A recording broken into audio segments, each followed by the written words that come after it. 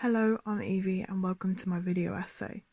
To inform you, the film is about a convict with bad habits during his isolation on house arrest, and we watch his journey from a difficult past to a positive outcome on his road to redemption.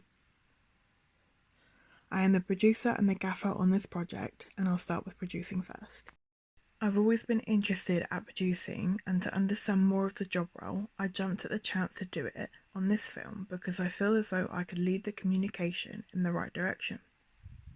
I'm open-minded and like to include everyone on the team and for it to run as smoothly as possible.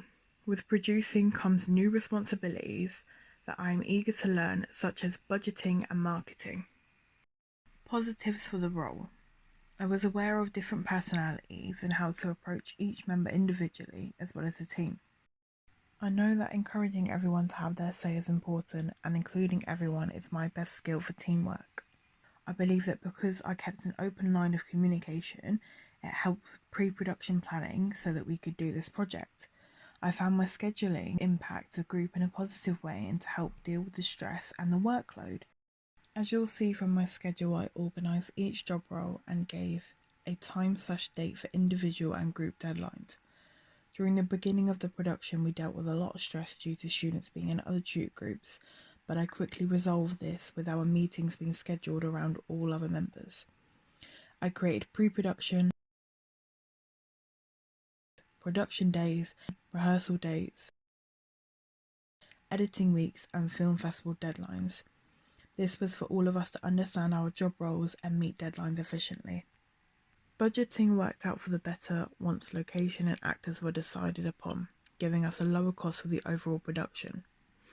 However, I should have done 2 separate spreadsheets for production days and equipment. I did the basic student equivalent when I know now I could have achieved better. What I would have changed is to do the budget after all the meetings have concluded, so therefore I was not changing the budget sheets 2 to 3 times a week, given how we changed our location, how many actors, and how much equipment we were going to have. Where I could have gone better with this film would have been marketing. I created a GoFundMe and shared it on Facebook, Twitter, Instagram, and other third-party sites, including getting the team on board to share it.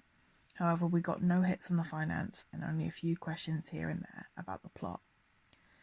I feel as though if I'd have talked more on social media about it, rather than just sharing a link, and maybe perhaps offering involvement instead of just the constant you'll get an executive producer credit. For example, you could be an actor on set with us for a day, or once we finish filming, you could have had a prop from the set if you were interested. I also feel that if we create a poster, this could have helped the potential of it a lot more. So just things to think about with regards to funding in the future. I also would have done the GoFundMe sooner rather than later. Now I don't feel that I did it too late, but perhaps maybe getting it out there a couple of weeks earlier would have helped. Overall, as a producer, what I would change would be to stress less and to take action more. So like I said, with regards to our schedule, for the first 2 weeks we did struggle, and if I'd have taken action sooner, then we would have only had 1 week where we were struggling. I'd definitely listen more to my group. Now, I do feel like I do this enough anyway. However, I'm always the one who is very talkative and I'm not afraid to get the ball rolling. However, listening to your group also helps them engage with you and helps the process be a lot more positive and a lot more enticing. And yeah, just researching more funding methods and seeing how we could get finance in the future and just enjoying the process. Furthermore, to introduce the lighting job role, I am quite fond of the gritty, low saturation, low brightness in the beginning stages of him being in his house, being alone, that kind of depression, that isolation, that sadness, that loneliness that he's projecting into the world. I feel that when we kind of throw in a few dark oranges and a few darker tones, that it contrasts a little bit with regards to the skin tone, and we get a really nice influence from John Wick, from Joker, and also Up.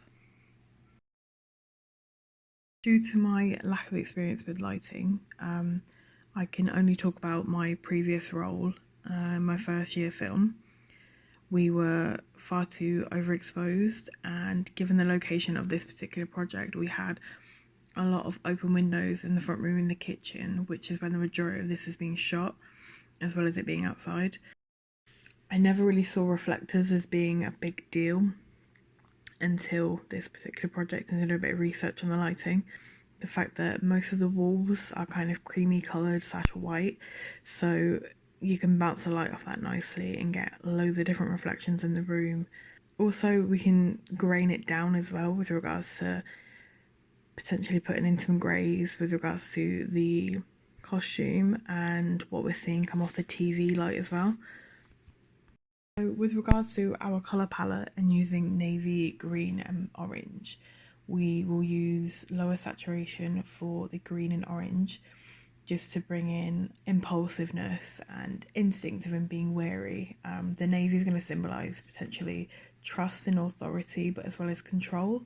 As the mood changes and the tone changes during the film, we're going to see a higher saturation of the green and orange to symbolise balance and growth, and for him to also have a bit of clarity in his life. Also just for a bit of warmth and a bit of optimism, because obviously he's now free, and orange can also symbolise freedom as well, especially when you step outside and you kind of take in the fresh air, which is our last shot of him.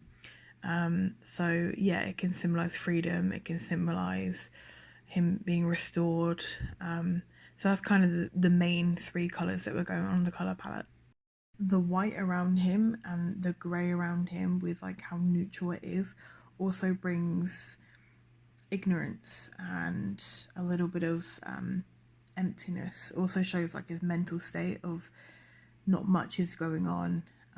Just like the psychology of the colours, you know, it's bland, it's boring, it's monotone. There's nothing really that's exciting in his life until he becomes friends with his neighbour.